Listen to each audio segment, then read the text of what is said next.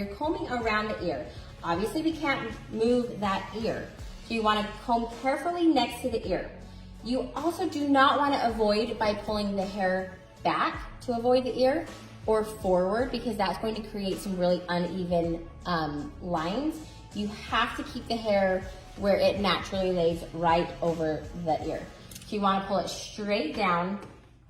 Also, that shoulder is in my way. So if I keep my fingers down, there's really no place for my hand to go. It'll make their head tip.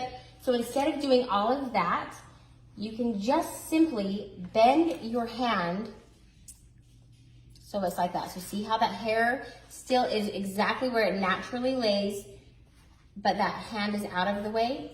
That's what you can do over the shoulder, and then that will help you to get a much more even cut. Right now, depending on the age of your girl, this front section might not be as long as the back section, and that's okay. It just means that their hair grows a little bit slower in the front. You comb it straight down and just take a tiny bit off that front.